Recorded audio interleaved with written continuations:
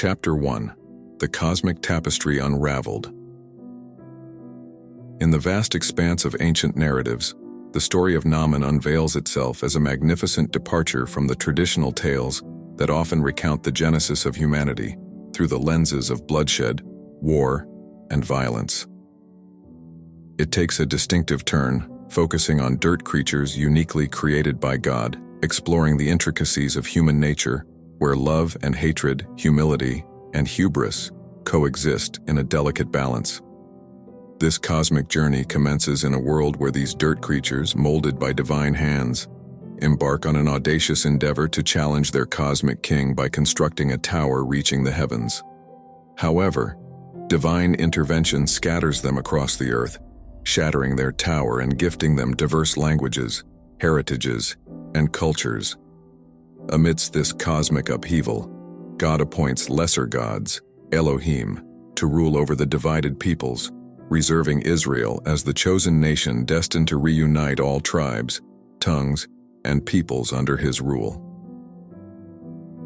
Chapter 2: The protagonist emerges against this celestial backdrop. Naaman, a leprous pagan commander of the Syrian army, unwittingly thrust into the center stage of the unfolding cosmic drama. The narrative intricately weaves his journey, highlighting that God's overarching plan has always been to bring all nations under his divine authority. The story unfolds as Naaman returns from a military conquest in Israel, his troops having taken a young Israelite girl captive. This girl, now a servant in Naaman's household, becomes a linchpin for change. Distraught over her master's affliction, she recognizes the power of the God she serves and suggests that Naaman seek the counsel of the great and mighty prophet Elisha in Israel. Chapter 3: The Catalyst for Change, a Divine Summons. This pivotal moment, laden with significance, acts as the catalyst for an unfolding series of events that will shape the destiny of Naaman and, in turn, contribute to the broader narrative of God's redemptive plan. As Naaman approaches the king of Syria, the gravity of his condition becomes palpable, casting a shadow over the grandeur of his military triumphs. The king of Syria, perceptive to the urgency of Naaman's plight, responds decisively. Recognizing the limitations of his earthly power, he dispatches a missive to the king of Israel, seeking a remedy for the leprosy that afflicts his esteemed commander. The missive carries with it a weighty plea, an acknowledgement of vulnerability seldom expressed by those in positions of power. The news of Naaman's affliction reaches the king of Israel, triggering a sense of helplessness within him. In a symbolic act of despair, he tears his royal garments, a gesture reflecting the magnitude of the challenge before him. It is in this moment of despair that Elisha, the man of God, steps into the narrative, becoming the harbinger of divine intervention. Through a message, Elisha extends a personal invitation to Naaman, assuring the Syrian commander that a prophet resides in Israel. This invitation transcends the geopolitical tensions of the time. It is an invitation to witness the power of the divine, an offer of hope in the face of seemingly insurmountable circumstances. Chapter 4: The Transformative Journey, a Divine Mandate. Naaman's transformative journey unfolds as a tapestry woven with threads of humility, obedience, and unexpected twists. The narrative, like a skilled storyteller, guides us through the corridors of human emotion and divine intervention, painting a vivid portrait of a man on the cusp of profound change. Upon receiving Elisha's directive through a humble servant, Naaman is confronted with a seemingly straightforward command: immerse himself 7 times in the Jordan River. The simplicity of the remedy belies its transformative potential, echoing the paradoxical nature of divine interventions that often challenge human understanding. As Naaman contemplates the prescribed remedy, a palpable resistance emerges within him.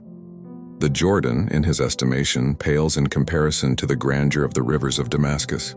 The waters of the Jordan, to Naaman's skeptical mind, appear ordinary and unremarkable. This resistance, a common human response to the unconventional ways of the divine, becomes a crucial juncture in Naaman's transformative journey. The choice of the Jordan River, a seemingly insignificant waterway, becomes a canvas upon which the divine chooses to paint its miracles. Naaman's struggle mirrors the inherent tension between human pride and divine wisdom, a theme reverberating through the ages in narratives of faith and redemption. Chapter 5. A Revelation and a Vow, the Depths of Spiritual Awakening. As Naaman emerges from the waters of the Jordan, the healing that courses through his veins transcends the physical realm, seeping into the very core of his being. The narrative invites readers to witness not just a miraculous restoration of skin, but a profound spiritual revelation unfolding within the leprous commander. The depths of Naaman's gratitude find expression in a declaration that echoes across the hills and valleys. "Now I know that there is no God in the whole world except in Israel." These words, uttered with a resonance that transcends the immediate, mark the pinnacle of Naaman's spiritual awakening. The once pagan commander, now touched by divine mercy, stands on the precipice of a newfound understanding of the divine order. The surge of gratitude within Naaman propels him to seek more than mere healing. He yearns for a tangible connection to the sacred. Turning to Elisha, the man of God, Naaman implores for the very ground upon which he stands, the holy dirt of Israel. This plea unveils the depth of Naaman's desire to be in communion with the divine, to have a physical manifestation of the sacred that transcends the ethereal. The significance of this request resonates with the broader biblical themes of sacred spaces and tangible connections to the divine. Naaman, in his plea for holy ground, becomes a pilgrim on a spiritual journey, recognizing that the earth beneath his feet, sanctified by divine presence, holds transformative power. Chapter 7. A Foreshadowing of Redemption, the Tapestry of Divine Intent. In the intricate tapestry of this narrative, a thread of divine foresight emerges, subtly weaving the story of Naaman into the broader fabric of God's redemptive plan. As we delve deeper into this chapter, the layers of prophecy and symbolism unravel, revealing a foreshadowing that transcends the immediate events and echoes across the corridors of biblical history. Naaman's healing, a prelude to unexpected inclusions. The healing of Naaman, once considered an outcast due to his affliction, becomes a prelude to a broader theme of unexpected inclusions in God's kingdom. The leprous general, a symbol of societal rejection, now stands as a testament to God's intent to redeem even those deemed outcasts by societal norms. As we gaze upon Naaman's transformation, we catch a glimpse of the divine proclamation that transcends human prejudices. The absence of specific laws prohibiting the healing of lepers underscores God's sovereign will to redeem individuals regardless of societal classifications. Naaman, in his healing, becomes a living parable, foreshadowing the sweeping inclusivity of God's redemptive plan. Laws of healing and the absence of exclusion. The meticulous examination of biblical laws reveals a curious absence. There is no prohibition against healing lepers. This absence is not an oversight, but a deliberate choice in the divine narrative. The silence on this matter becomes a profound statement, signaling that God's redemptive mercy extends beyond the boundaries of human categories and societal exclusions. The laws, often explicit in their prescriptions and prohibitions, stand in contrast to the unspoken yet resounding affirmation of God's willingness to redeem even those marginalized by physical ailments. Naaman's healing becomes a living commentary on the divine intent to embrace the unexpected and redefine societal norms through the lens of redemptive grace. Chapter 8. The Unpredictable Ways of God, Beyond Birth Status. In the unfolding narrative of Naaman's healing and subsequent devotion, a striking theme emerges, one that challenges conventional expectations and transcends the significance of birth status within the kingdom of God. As we delve into the concluding chapters of this story, we encounter unexpected twists and turns that further illuminate the enigmatic nature of divine providence. Birth status and kingdom relevance, a paradigm shift.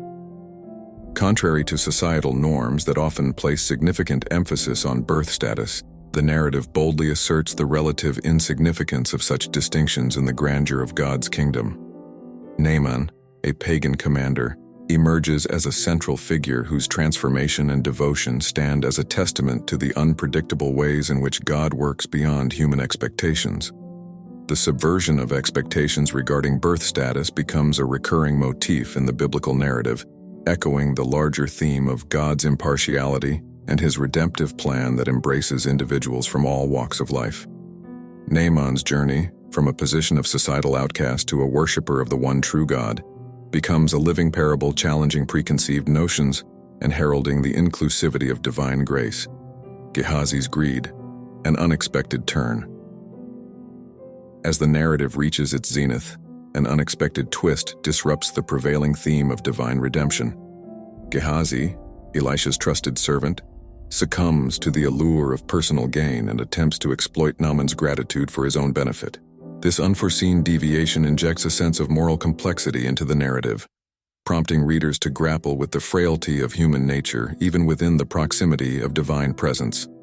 Gehazi's actions serve as a stark reminder that, despite witnessing miracles and being in the presence of a prophet of God, the human heart remains susceptible to the temptations of greed and personal ambition. This unexpected turn becomes a cautionary tale, urging readers to introspect on the subtle dangers that lurk even in the proximity of divine encounters. Chapter 9. Unexpected Faith and the Internal Battle, an exploration of profound transformations. In the rich tapestry of unexpected faith, the narrative of Naaman unfolds as a compelling thread, intricately woven with the stories of individuals whose faith defies societal norms and expectations. As we delve into this chapter, we navigate the depths of profound transformations, exploring the internal battles that shape the very fabric of faith. The unlikely faithful, catalysts of reversal. The unexpected cast of characters, the captive servant girl, the leprous general, and even the pagan king, emerges as catalysts of a divine reversal. Their unwavering faith stands as a testament to the unpredictable ways in which God orchestrates redemption. The captive servant girl, though in a position of vulnerability, becomes a herald of healing. The leprous general, once an outcast, becomes a beacon of faith. Even the pagan king, confronted with the supernatural, bows in acknowledgement of divine authority. As we immerse ourselves in the narratives of these unexpected faithful, a broader theme unfolds: the reversal of earthly expectations by the divine hand. Their stories become vignettes in the grand narrative of God's redemptive plan, transcending the boundaries of earthly kingdoms and resonating with the internal battles waged within the hearts of individuals. Naaman, an emblem of faith in the nations. The mention of Naaman in Jesus' teachings, recorded in Luke's Gospel, elevates his story to a symbolic status. Naaman becomes more than a healed leprous general. He transforms into an emblem of faith found in the nations. Jesus, in referencing Naaman, amplifies the significance of an unexpected individual embodying profound faith. This connection serves as a bridge between the Old and New Testaments, emphasizing the continuity of God's redemptive plan. Naaman's story, transcending temporal and cultural boundaries, becomes a timeless illustration of faith that surpasses geographical and societal constraints. Chapter 10. The Cosmic Journey of Redemption. Naaman's journey from a leprous outcast to a worshiper of the true God exemplifies God's redemptive plan for all nations. The holy ground of Israel, symbolizing God's presence, transcends geographical boundaries, offering hope for the inclusion of unexpected individuals in the kingdom of God. As the war for holy ground unfolds, the story of Naaman becomes a testament to God's relentless pursuit of redemption, both in earthly kingdoms and within the hearts of humanity. This cosmic journey of redemption, woven through the threads of Naaman's narrative, unfolds as a captivating saga, echoing the divine plan for the reconciliation of all nations to God.